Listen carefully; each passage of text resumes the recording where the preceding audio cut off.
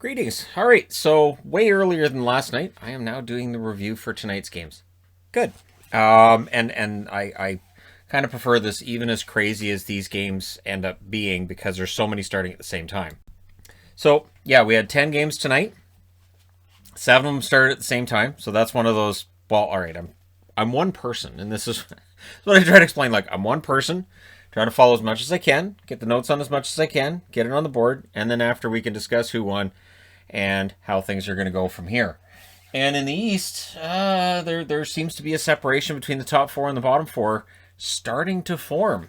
Or is that the case? But it seems like we saw the top 4 teams knock out the bottom 4 teams tonight, and we'll see if that continues going forward.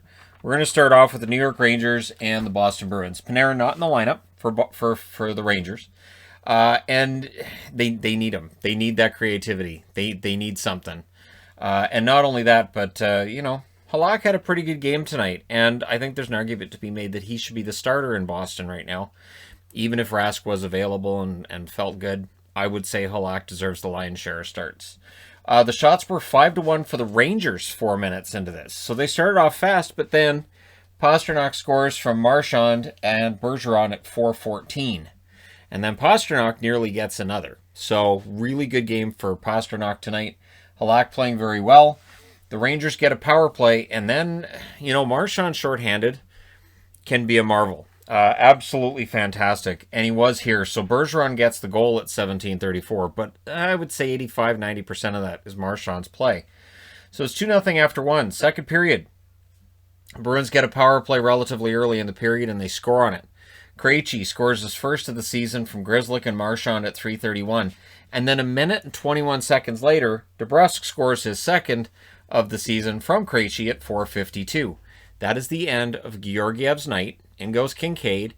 And I'll go as far as to say there might be a little bit of a goaltending controversy in New York. That, maybe Kincaid's shown that, Georgiev could be the number 3 guy right now when Shesterkin comes back. So, the shots were 6-1 Bruins with 8.5 minutes left. Bruins get a power play. They don't score on that. The Rangers get a power play late. They don't score on that either. So we go to the third. The shots were 9-2 for the Bruins at 8 minutes. The Rangers get a power play. They get another power play late. They would almost even up the shots with the Bruins, but they don't find a way to beat Halak. They lose this one 4-0. They drop to 10, 12, and 3. Already slim playoff hopes. Take another hit. And for Boston, 14, 6, and 4. They get back on the winning track. And we'll see how this goes forward, because I'm pretty sure these teams meet again on Saturday. That'll be the early day, I believe. Early game, too, on a day where there's 12 games. And I think there's just the one early game on Saturday. So, Halak, Marchand, and Krejci are your 3 stars. The shots, 14-9 New York in the first, 7-3 Boston in the second, 11-10 Boston in the third. Final shots, 27 each. The Rangers go 0-4 on the power play. The Boston Bruins go 1-2. Hits, New York Rangers out-hit them 20-17. Blocked shots, Boston blocked 14 to only 6 for the Rangers. Georgiev saved 10 out of 14. Kincaid saved all 13 shots in relief. Again, the argument could be made that right now Kincaid's outplaying Georgiev. Halak, 27 saves for his 52nd career shutout. Not too shabby. So things turning around a little bit for Boston tonight. We'll see if that continues. And again, it feels like this is what the doctor ordered. Speaking of which, Penguins. So the Pittsburgh Penguins, they get to play the Buffalo Sabres. And honestly, this one felt like it was kind of touch and go at points. Reverse retro for the Sabres. So as soon as I saw that, my reaction was, they don't win games with the reverse retro. They haven't won any yet.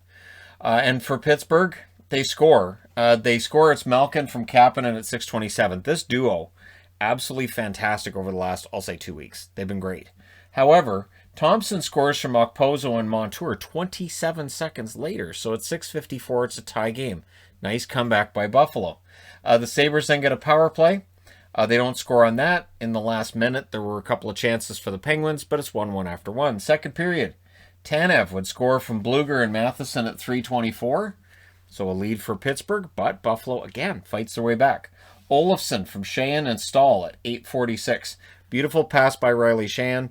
and it's buried by Olofsson, who gets another one 5-on-5, and it's a 2-2 tie.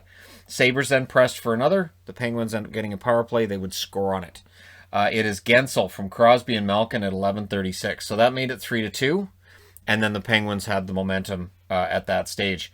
They went for another one. However, Colin Miller hit a post, and then there was another Sabres post before the period was out. So a couple of dings off the post there for the Sabres. But we go into the third, and the Penguins have the lead. Early on, the Penguins are guilty of some turnovers against Buffalo. Miller went after Aston Reese after a hit that he didn't like on Dylan Cousins. Now, what I like is Miller, clearly the instigator. No instigator penalty was given. So I would like to see that continue. If you throw a hit, the guy goes, all right, that was borderline. I don't like it. You knock down our star rookie, and they have a fight. I don't think there's any harm in that. So there you go. No instigator given, and Cousins seem to be all right. And then Angelo would score at 2:43. So Buffalo resident Angelo gets the goal there. They did play that up a lot, that he was playing in his hometown, and he's excited about it. Gets a goal. Power play number 5 then, or power play 4, the 5th ranked Sabres power play. It's unsuccessful. And then Buffalo would pull the goaltender with 3 minutes left because they needed 2 to tie it. And Rust would score from Jari at 18:45. But Jari went for that empty netter. And they're pretty sure he's going to get one at some point in his career. It's just a matter of time. But your final score is 5-2 for Pittsburgh. They go to 16-9-1. For Buffalo, they drop to 6-15-4. Shots in this one, or 3 stars in this one, Malkin, Gensel, and Tanev. Shots, 9-6 Pittsburgh in the first, 13-9 Pittsburgh in the second. Buffalo outshoots them 8-5 in the third. Final shots, 27-23 for Pittsburgh. Pittsburgh goes 1 for 2 on the power play. Buffalo 0 for 2 on theirs. Hits, 17-9 Buffalo. Block shots, 9-8 Buffalo. Jari, 21 saves on 23 shots, continues to have solid outings and put up wins. And Johansson, sorry. It's always one of it, right? So half the time it's Johansson, half the time it's Johansson. In this case, it's Johansson. 22 saves on 26 shots. And there we go. Moving along. New Jersey. So again, Buffalo, New Jersey, the Rangers, these teams all seem to be falling out. And getting into a stage where their GMs are likely going to be sellers at the deadline. I really can't see them going on a run.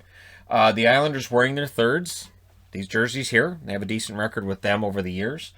And they score early. Martin from Mayfield and Leddy at 3:15. The Devils went without a shot for about 6 minutes. And then Pelech scores from Pulock and Lee at 9:54. So there's Pelech together. The Islanders would get a power play. They don't score on that, but they're ahead 2-0 after 1. Second period. The shots were 6-2 for the Islanders at 5.5 minutes. The Islanders scored. Wallstrom hit Blackwood. I'm going to be honest. I thought that goal was coming off. Not that I thought it should have been a penalty on Wallstrom. I understand that he was pushed by Vatanen a bit, but I thought he kind of really threw himself at the goaltender. And again, all I'm saying is that for incidental contact, I was surprised it counted. So Dobson gets that goal from Pajot and Green at 14:05. And because they challenged it, that gives the Islanders a power play for delay of game. They don't score on that. However, Bailey would score before the period was out from Cizikas at 17:13. So that's roughly a minute after that power play would have ended. Third period, down 4-0. I will say at least New Jersey showed some fight back. First, it's Kuokkanen from Subban and Zajac at 3:23. And then less than a minute later, Maltsev. Remember, I told you in the preview, Maltsev. He scores from McLeod at 4:03. That makes it 4-2. But then less than a minute later, this is that answer back goal they got to watch for. It's Nelson from Pulock at 4:44.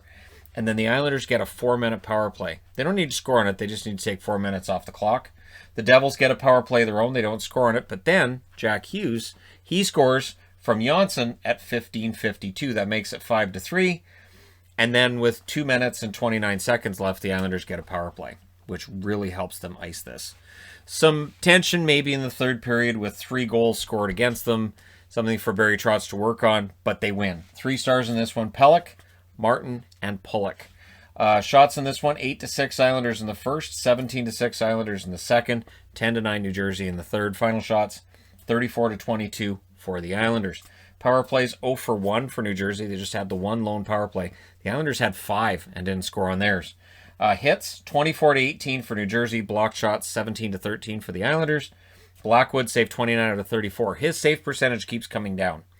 And so while I love Blackwood's game, it's definitely been taking a hit over the last, I'll say, month.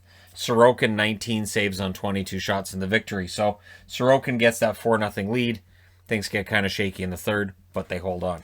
So big win for the Islanders. They continue to move up on a board that I've got right over here that we'll talk about on Saturday. They have definitely moved up, and it's been quite the run they've been on.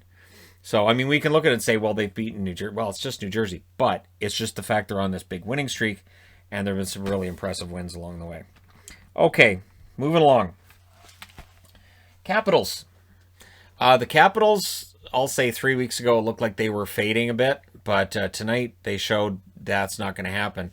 And Ovechkin, while he's not scoring on his usual pace, he's still such a huge goal scorer and such a key player in the NHL. So the Flyers at home, they need this one. The Flyers, because again, we saw 3 teams that look like they're starting to put it together. Well, 2 that are putting it together, and Boston who may be getting it back together. And Boston's a team the Flyers don't match up well with. So the Flyers needed a win over the Caps tonight. They don't end up getting it. Early Caps power play, Elliott denied Ovi, but Ovechkin would score at 8:37. I think that's his 715th goal. I think he's now 3 behind, or 3 away from passing Phil Esposito. Power play then for the Flyers. They do score on it. Konechny from Hayes and Gostis Barrett 11-14. So it's a 1-1 draw. Not for long. Less than 2 minutes later, Sherry scores from Sprong at 13-10. And I think that they said that's the 11th time this season where a team has scored against them less than 2 minutes after they've scored. And they said they share that record with Edmonton, the other team that has allowed goals a little bit sooner after you've scored than you'd like if you're the coach.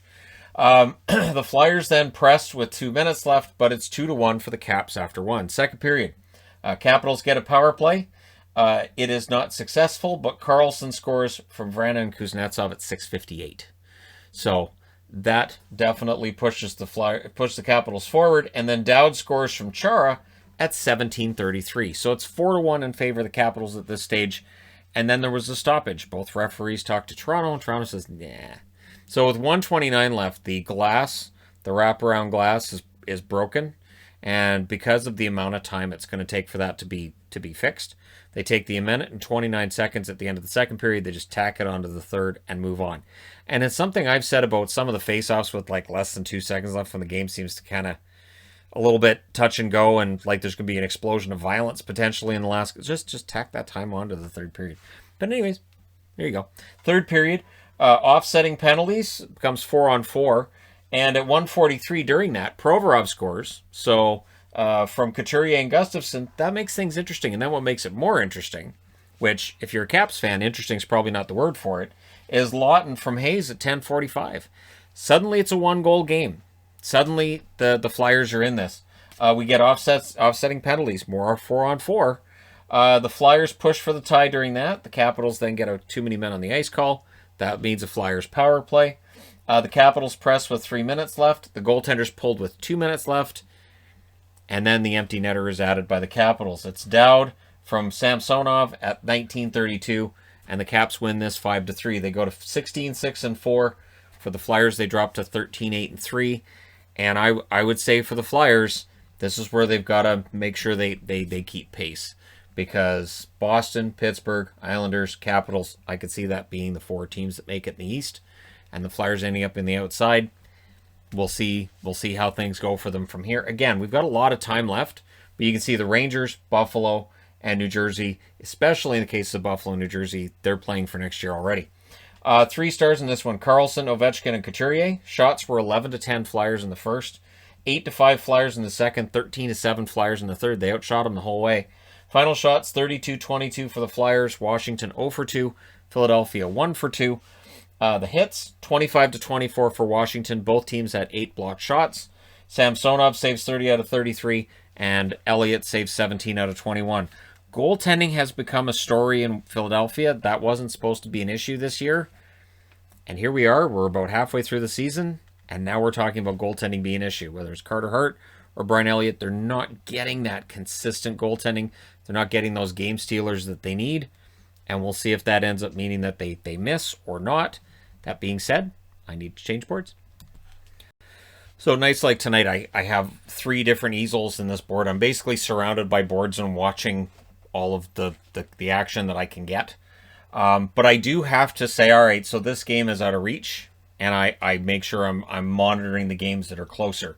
That's why you'll notice here, and here, there is a large difference, because Carolina, they're very impressive. The Canes are legit impressive, and I'm going to go out on a limb and say it's not outside of the realm of possibility that they're number 1 on the power rankings this week. It is not outside the realm of possibility. The Canes were wearing their thirds. They have a very good record with their thirds because they're fantastic jerseys. So I still say those should be their regular jerseys. The Predators, though, were leading in shots 6-2 at 7 minutes. So this was a case of James Reimer doing what James Reimer has been doing most of this season. Been playing very well. The Canes then get a power play, and they score on it. Geeky gets a goal from Bean and Fast at 9:06.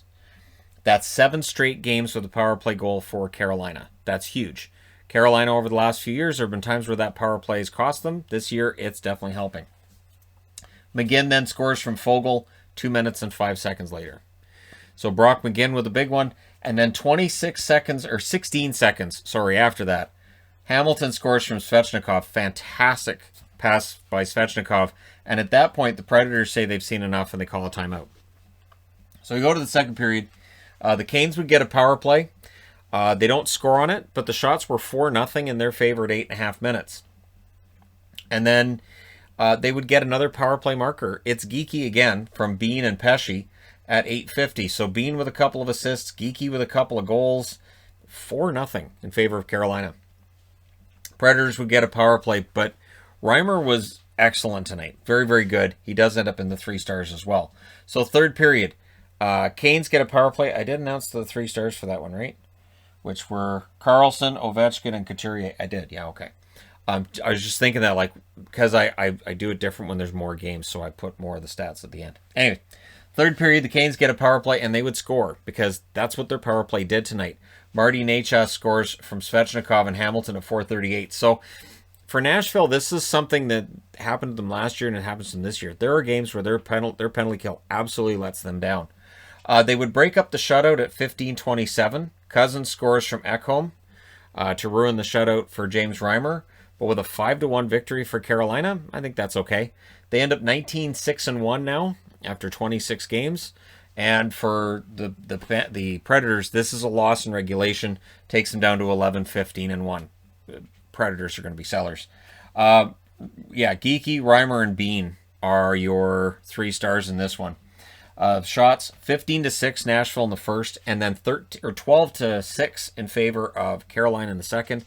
12-8 Nashville in the third. Final shots 33-26 in favor of the Predators. They were 0-for-1 on the power play. Carolina was 3-for-3, 100% on the power play. That's the big difference maker. Hits 34-21 for Nashville. Block shots 13-11 for Carolina. Rene saves 18 out of 23. He's then replaced by Kaskasuo, who saved all 3 shots he faced in relief. And for Reimer, 32 saves on 33 shots. Not too bad. Pretty good goaltender. Good numbers he's putting up. All right, next up. Florida. Never count out Florida. Just don't. And I didn't. So when I'm watching these games, I put the records over the games when I have a good idea of who's going to win. I'm always nervous that I'm not going to put the records over the games. And then at the end of the night, I'm going to be doing a review and go, oh, I forgot to put that up there. It's one of those things. So when I'm pretty sure I know who's going to win, I put the record over the game. This one I didn't right up until the end, even though Columbus had a really nice lead. Columbus led in shots 4-2 at the halfway mark. Savard shot blocking Huberdeau. Savard had a great first period. Low shot game I thought would favor Columbus, and I think it did. And then it wasn't a low shot game, which doesn't favor Columbus. So Savard was breaking up things. He broke up a nice break for the Panthers. I think it was Huberdeau that he blocked a shot on and cleared out. So you go to the second. They pointed out Laine had the puck for 11 seconds in the offensive zone in the first period. Yep, we're starting to watch Laine. We're starting to really manage see exactly what's going on with him and look at his ice time and look at all his numbers. Early Columbus power play, that resulted in a shorthanded rush for Uyghur. That was defended. And then Bjorkstrand scores from Domi and Roslovic at 6 minutes. Columbus then gets a power play. They do not score on it, but Bjorkstrand scores after that from Riley Nash at 10:14. So Bjorkstrand 2 goals. They're up 2-0. And they looked good. Dangerous shift then for Laine. Bobrovsky stopped a hat-trick attempt by Bjorkstrand. And I thought this was the best Columbus game I've seen in a while. And then Hornquist scores at 16:50 because that's how this works with Florida. Panthers then push for the tie, and they end up with a power play before the period's out. So you go to the third period, and it feels like Florida's starting to get the momentum. But highlight reel saves on the penalty kill for Elvis. So good penalty kill at the start of this period by the Columbus Blue Jackets. And then they get a power play right after, and they score. And who scores it? Patrick Laine from Werenski and Atkinson at 3:23. And then Domi. Domi scores from Bjorkstrand at 4:33. It's 4-1 with about 15 and a half minutes left in the game. Columbus should win this. I still didn't put the record over because I thought I'd like to. I'd like to give Columbus the win right now, but it's Florida, and I know better than to count Florida out. Lomberg scores from Achari and Gudis. They reported his first NHL goal at 6:34. Elvis then stopped a Vetrano fast break, but you could see the confidence with Florida after they got that 4-2 goal. And then Tippett scores from Uyghur and Marchment at 12:21. Panthers get a power play. Huberdeau hits a crossbar, and then Barkov scores from Yandel and Huberdeau at 14:26. And this is where they point out Laine's been stapled to the bench. He doesn't penalty kill. They were killing penalties a lot, and last graphic they showed he'd played 2 minutes and 20 seconds approximately in the third period. So again, we may wake up tomorrow to hearing about how Laine got benched in the third period. He had 1 goal. He was a -2 on the game. And then we go to overtime because it's tied. Elvis denial, that brings cheers from the crowd. There's a break then for Verhaeghe. That was denied. Vetrano hits the side of the net. It was all Florida. This was just basically Florida and shot practice on Merzlikins, and eventually one of them goes in. Vetrano scores from Huberdeau and Ekblad at 2:48. So Frankie with the game winner. That makes it 5-4 in overtime. And Florida, once again, not a team that loses anymore. They go to 17-5-4. Just this division is ridiculous. And 10-12-6 now is the record for Columbus. They really needed to win this one in regulation. 3 stars, Bjorkstrand, Vetrano, and Domi. Shots, 8-7 Florida in the first, 15-4 Columbus in the second. And then in the third, Florida wakes up, outshoot them 16-10. They outshot them 4-0. 4-0 in the overtime. Final shots, 32 for each team. Power plays, both teams went 1 for 3. Hits, 16-14 for Columbus. Block shots, 13-12 for Columbus. Bobrovsky saves 28 out of 32. And Merzlikins saves 27 out of 32. So very close game, but if you're Columbus, that's now 6 overtime or shootout loss points they've gathered. If you win half of those games, we're having a different conversation right now. But let's move on and have a different conversation anyways. Winnipeg. So the Jets tonight in against the Toronto Maple Leafs. This was a pretty darn good game. It was a fast, entertaining game. And honestly, some of these games in the North are a lot of fun to watch. Both Northern games tonight I thought were fun to watch. So the shots were 4-2 for the Jets at 6 minutes. They seemed to be sharper early. That would not be the case as the game went on, though.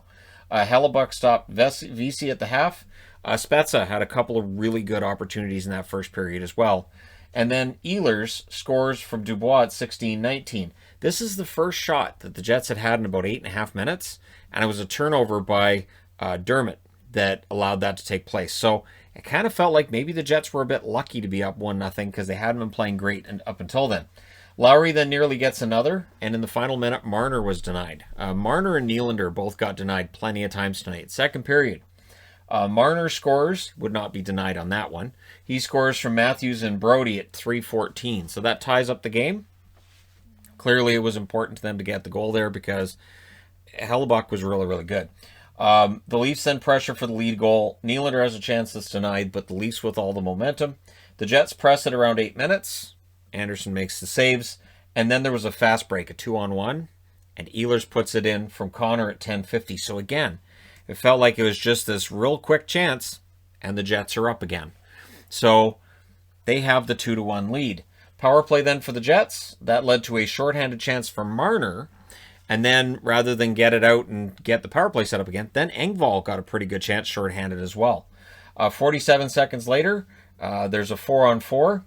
And that was because of the Engvall chance. So Engvall's chance draws that 4-on-4 because there was a penalty on the Jets. I'll get there, I promise. So Matthews is then denied by Hellebuck, but we go to the third period. In the third period, Nylander, he would score from Tavares to tie it at 6:31. We then get a power play for the Jets. That's not successful. The Leafs press at the half. Nylander was denied. And then Mikheyev, he scores to make it 3-2 from Kerfoot and Engvall at 12:39. So the lead is Toronto's, but we end up going to overtime. Stastny scores from Ehlers and Pionk at 17:34. So then it's kind of, all right, we'll just wait it out till overtime. And in the overtime, some end-to-end action, a good chance for the Winnipeg Jets. It goes the other way. And on the first shot of the overtime for Toronto, they get the goal. It's Matthews from Riley and Marner at 59 seconds. So for a 59-second overtime, it was pretty entertaining. 3 stars in this one, Matthews, Ehlers, and Nylander, as the Toronto Maple Leafs win 4-3 in overtime. For the Jets, they drop to 16-8-2. Toronto, with the win, goes to 19-7-2. So big win for Toronto. They gain a point on Winnipeg and get a little bit of breathing room at the top of the division. Shots in this one, 10-8 Toronto in the first, 14-8 Toronto in the second, 13-10 Toronto in the third. Both teams had 1 shot in the overtime, including the one that matters from Toronto. Final shots, 38-27 for Toronto. Power plays, Winnipeg 0-2 and Toronto 0-1. And it really felt like Winnipeg might steal one here. Hits, 30-18 for Winnipeg. Block shots, 18-6 for Winnipeg. So they were sacrificing the body a lot out there. Hellebuck saves 34 out of 38. Anderson saves 24 out of 27. And Toronto emerges with a victory. So not too shabby for the Leafs. Next up. This was fantastic. I just have to say the best game of the night might have been Tampa Bay and Detroit. And this was exciting, and there was some sloppy hockey. There was a lot of goals. Central had a lot of goals tonight. Just throwing that out there. The North had that reputation, but now the Central might be taking that goals reputation away from the North. So first shift, there's a chance for Gaudreau. So Tampa Bay looks good out of the gate. And Joseph then had a break. He missed high. So again, it looks like Tampa's ready to run Detroit out of the rink, which is what was likely expected. End-to-end action, but the shots were 4-1 for Tampa at 7.5 minutes. So while it felt like Detroit was getting their chances, they weren't getting shots on those chances. And then Stetcher scores his first as a Red Wing, and I was very happy for him. I like Troy Stetcher. I'm glad he got a goal tonight. Gagne and Zadina with the assists at 8:31. So it's 1-0 in favor of the Detroit Red Wings. But it's the Wings, right? So they get the lead. We'll see if they keep it. And they don't. Sergachev scores an absolute beauty from Palat and Point at 10:55. No chance for Bernier on that one. But then Larkin scores less than 2 minutes later. At 12 minutes and 12 seconds, he scores from Hronek and Mantha. Great pass by Hronek. And Larkin, goals in back-to-back games. Not bad at all. And so Detroit's up 2-1. Things get kind of scrummy after a fast break by the Bolts, where, fast break, you get close to the goalie, and players won't like that very much. Bolts then get a power play, and they score on it. Stamkos, he gets the power play marker from Killorn and Palat at 13:55. So again, you're going to be watching this and saying, all right, so this is where Tampa's going to take it over. No. Mantha. The first period it was Mantha. He scores at 14:56. And then the Wings would get a power play. Bernier denied Coleman before the period's out, but it's 3-2 for the Wings after one period. Second period. Expecting a lot of goals, and we would see a number. Glendening scores from Rasmussen at 33 seconds. What I liked was that they said that for Glendening, every goal he scored in his career was backhanded, and this was probably the first forehand goal he's ever scored in his career. So Mickey was Mickey tonight. He seemed to be very surprised at watching Detroit do this tonight, too. He actually referred to them as bottom feeders at one point. And I thought, wow. Because he said, for Tampa, they would expect to be able to beat the bottom feeders. There you go. He has no delusions about the team he's watching out there. He just seems to enjoy watching the hockey. So the Wings get a power play. They don't score on it, but Fabry would score at 4:50. So it's 5-2 in favor of Detroit. Timeout by the Bolts. Wings are dominating at this stage. You could see John Cooper was not happy. This was definitely not, happy-go-lucky John Cooper on this. Power play then by Tampa. They would then get a 5-on-3. They were much better after that 5-2 goal, but it's 5-2. So you don't want to say, well, we played well once we were losing by 3. Why didn't you figure it out before you were losing by 3? Then there's another power play late in the period for Tampa. They had a lot of power plays. We go to the third period. Early chances for the Bolts. Stick saved by Bernier, and then Juice cleared.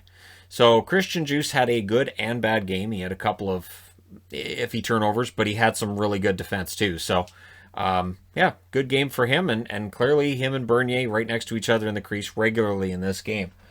Another Bolts power play is killed. That made him 1 for 6. Mantha would hit the post, so that was his chance at a second goal. The Wings get a power play. There was a shorthanded chance for McDonough, where he was denied. But then, Point scores from Palat and Sergachev at 15:51. So, So, that makes it closer. And then they pull the goalie, and Palat scores from Point at 17:05. That makes it even closer. So, Tampa's, getting back into this game. With 1:08 left, Stamkos, high stick. They sent Stamkos off to the box. And then they reviewed it, and they went, actually, Larkin hit himself in the face with his stick. What I liked about that was that then they had a face-off, and you could see Stamkos say something to Larkin, and Larkin goes, and I think it was of the mind, I think he was probably saying, well, look, I didn't hit you with my stick. And he's like, well, we were going to get a power play. That's how this works. And it's true. Just like you never see a guy go to the box going, man, I'm really glad you got me with that penalty. You'll never see a guy saying, well, wait, don't put me in the box. I hit myself with my own stick. Please don't give us a power play. So I thought it was an entertaining thing to see. Larkin did stick himself. And then Nemesnikov hits the empty net from Mantha and Hronek at 19:40. What was nice with that was Mantha had plenty of time, and he's right in front of the net. He gives it to Nemesnikov to score against his former teammates. And your final score is 6-4 for Detroit. They go to 8-16-4. Tampa drops to 18-5-2. So 1 point back for Carolina. Here we are. Carolina Hurricanes breathing down the neck of the Tampa Bay Lightning, and we'll see how that goes. Your 3 stars in this one: Mantha, Point, and Zadina. Shots 15-6 Tampa in the first, 13-12 Tampa in the second, 16-5 Tampa in the third. Final shots 44-23 for Tampa. Power plays, Tampa goes 1 for 6. Detroit goes 0 for 4. Hits 18-10 for Tampa. Block shots 21-7 for Detroit. McElhinney saves 17 out of 22, and Bernier saves 40 out of 44. Yes, for Tampa fans watching this, they do need to figure out the McElhinney problem, because you need to be able to give Vasilevsky nights off, and you need to be able to trust your backup, and he's had 1 good start out of 3. That's not going to get it done. So, that being said, I need to change boards. Now, the reason why I had a lot more notes with the Detroit-Tampa game as well is because it started at 4:30 and all the other games started at 4, all of those games were in intermission, and that was the only game on for points of the night. Much like this one was also one of the only games on, where the Chicago-Dallas game and the Tampa-Detroit games were the only games I was flipping back and forth between. So more notes, more of my viewing, and in the case of this Dallas game, didn't go Dallas's way. I also think there's a goaltending controversy starting to brew in Dallas. I'm just going to straight out say it. Hudobin had an amazing run in the playoffs. That was great. Goes all the way to the finals. We're at the point where I think Jake Ottinger is the better goaltender. And when Bishop comes back, it could be an uncomfortable conversation. Because again, they're playing a lot of games in a very short period of time. I think Ottinger's the better goalie. Chicago and Dallas. And again, for Dallas, it is a relentless schedule. And tonight, they were wearing their rave jerseys, as I call them, the black and neon green. Early jump for the Stars, and the Stars needed to watch the turnovers. They were guilty of some turnovers.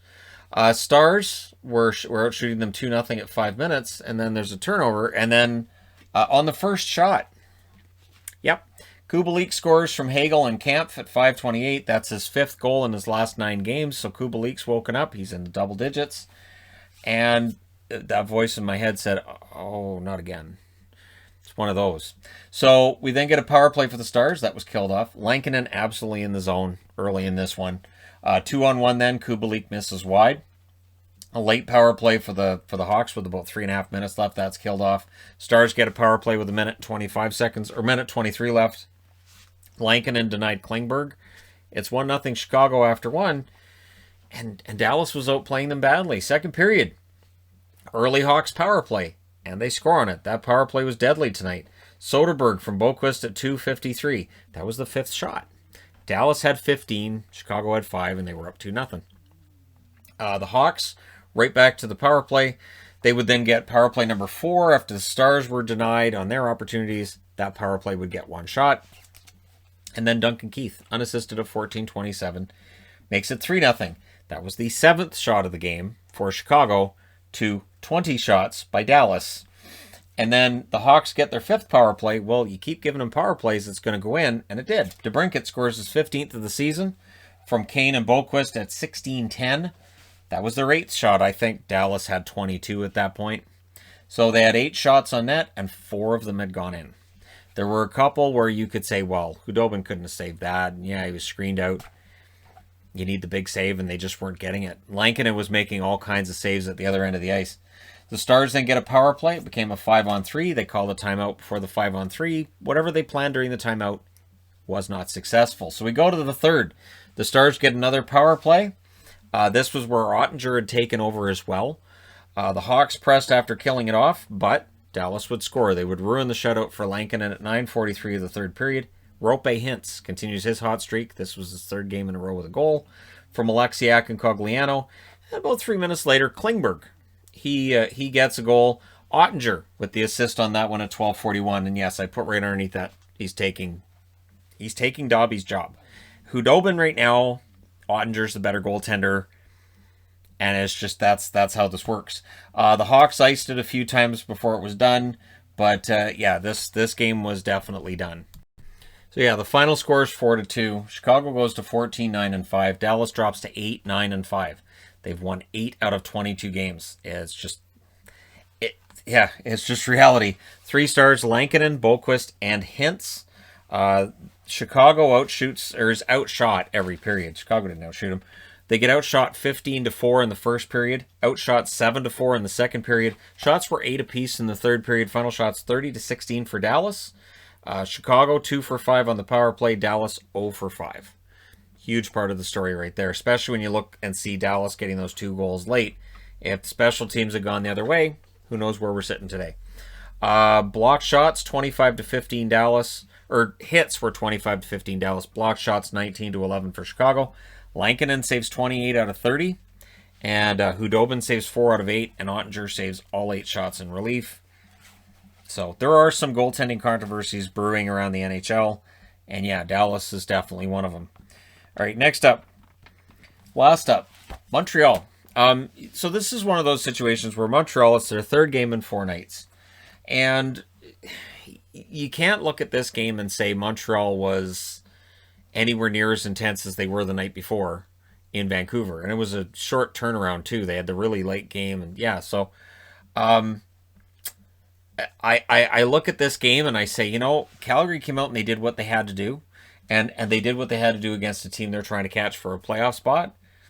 But Montreal came out of this one okay, considering the schedule not being all that kind. Again, schedule's not being kind to a lot of teams, especially when you got Montreal right next to Dallas here. The schedule's brutal to them the rest of the way. So it was blasty night in Calgary.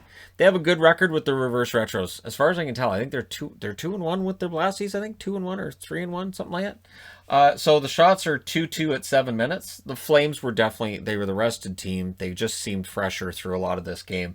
The Habs were stuck on 2 shots for a while. They did get a power play. They don't score on it, and then in the last minute, there was a too many men on the ice call on Montreal, and so the Flames get a power play that last minute. Second period, that power play's killed off, but then Josh Levo, thank you Vancouver, he scores from Ryan and Bennett at 1:52. The shots were then 3-3 9 minutes into that period, and it was a somewhat quiet game. Like, there wasn't a lot of big hits and big moments going on, just Calgary really playing them tight. Levo hits a post. It was a nice pass to him on that play. I think it was Bennett. It might have been Ryan, but I think it was Bennett that passed him to him there. Allen then denied Backlund, but then guess who scores his second of the game?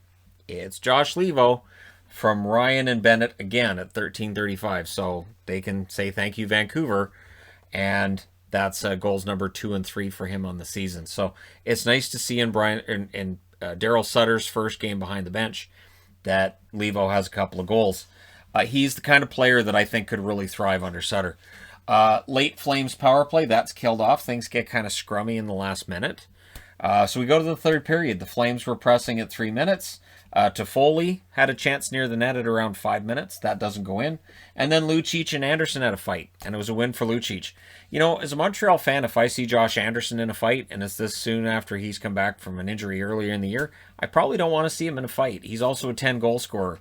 Because if I'm a Calgary fan, or if I'm on the Flames bench, I'm saying Lucic for Anderson. I'll take that trade-off. If Anderson's out of the game for 5 minutes, sure.